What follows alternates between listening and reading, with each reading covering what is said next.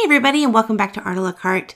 In this video, I'm going to be showing you the process I use to make my stickers.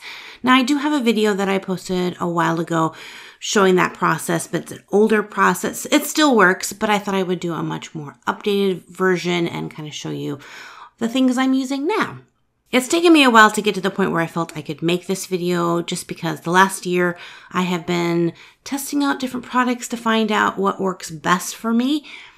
Specifically sticker paper. That can be one of the biggest things when you decide you want to make stickers is what paper to use. So I'll be talking about a few of the different things I've tried and what works the best later on in this video.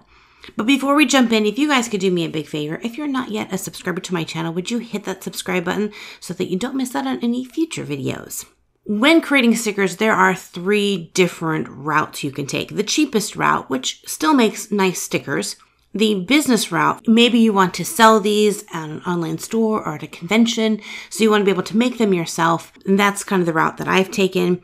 And then I'll touch a little bit on outsourcing, hiring a third-party company to print your stickers. Step number 1, how to get your art on a sticker. There are 2 types of art that work great for stickers. One is digital art, which is probably the easiest because you're creating your art directly on the computer. You can transfer it directly to the printing software. But you can also use your traditional art, and you can get fabulous stickers by using traditional art. I use a mixture of both. Some of my stickers are digital and some of them are traditional, and I like both of them. But with traditional art, it is a little bit tricky because you need something that will take and transfer a physical object into a digital object. In the very beginning, I used my camera, which can be really tricky to get the right angle and get the right focus. It works, but it's tricky. I ultimately decided to invest in a high quality scanner. Now, for every item that I talk about, I'm going to try to leave links in the description box below, either to Amazon or to websites where I purchase these products. So if you want more information, you can check them out. The scanner I went with was a Canon scanner. It gives me a really nice quality image, but there are a lot of options out there. Once you have the image on your computer, we're ready to move to step 2, which is prepping your image. Now, if it's a digital image, there's not a lot you have to do to prep it. It's already there.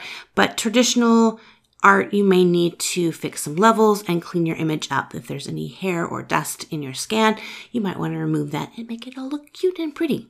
Now, at this point, you need to decide if you want to go with the hand cutting out route, which can be very labor intensive, but much more affordable. Or if you're going to be making large volumes of stickers or you want a really precise, pristine cut on every single sticker, you might want to invest in a cutting machine. I've done both. Last year, I hand cut out all of my stickers, and I was really happy with how they turned out, but I literally spent hours and hours and hours cutting out these stickers. When I decided that I wanted to make stickers a staple in my convention inventory, I went ahead and purchased a cutting machine. And again, there are a lot of different cutting machines out there. I did some research on different reviews of cutting machines, and I personally ended up going with a Silhouette machine.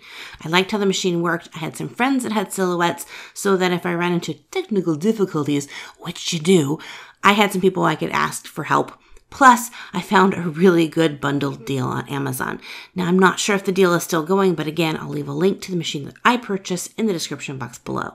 I'm not going to get into the nitty-gritty details of how to set up your Silhouette machine for cutting out stickers and getting your stickers ready in the software. If that's something that you'd like to see an in-depth video, let me know in the comment section below or give this video a thumbs up.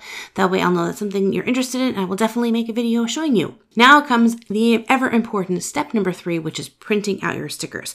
And this is important for 2 reasons. One, you have to consider your paper and your printer. So let's talk about sticker paper first. There are so many options of sticker paper and things that you can print your stickers out on, from homemade sticker paper to professional sticker paper. And I researched and tried out a lot of them. What I first started going off with, and I liked it pretty well, was label paper. Label paper has a really good adhesive, so my stickers would stick really well. I found some of the cheaper sticker paper brands out there. When you peel the sticker and stick it to something, after a while, the sticker began to peel up and curl. The adhesive wasn't strong, but with label paper, it had a nice strong adhesive. The only problem with that is once you stuck it to something, it wasn't going to move without totally destroying your sticker. So that's something you're going to want to take into consideration. Do you want your sticker something that you can stick to something and remove later, or do you want them to stick and stay? The other thing with layable paper is that it has a paper texture to it. So you might want something that's a little bit more water resistant. If your sticker is paper and it gets a misting of water, your sticker is going to bleed and totally turn into a gooey mush. So the cheap route that I went with that worked really well was using clear contact paper that I would place over top of the sticker and then cut out around it. These worked really well, and these stickers lasted a long time as long as I didn't completely submerge the sticker into water. The only thing I didn't like about it is it made the sticker a little thick and bulky. So ultimately, the choice I went with was a glossy, high-quality sticker paper. I got mine from Online Labels, hashtag not sponsored, wish it was. And again, I will leave you a link to their website. Now, if you decide to go with them, make sure that you know exactly what type of paper that you're getting. Some are already pre-cut, and that might not be the best option for you if you want a large sticker. You don't want to have to fit it into a pre-cut spot. So I get the full sheet sticker paper. There's no cuts in it. It's glossy, it's shiny, and it's a little bit expensive. So that's something to take into consideration. The second thing you need to think about is what you're using to print with. For the longest time, I used a Hewlett-Packard inkjet printer, and that printer was about $100. I got a really nice quality on my sticker, and I liked it. Only downside is it does not print on glossy sticker paper. So after research, I decided to upgrade my printer. And this is where things got expensive because I decided if I was going to upgrade, let's get a really nice printer.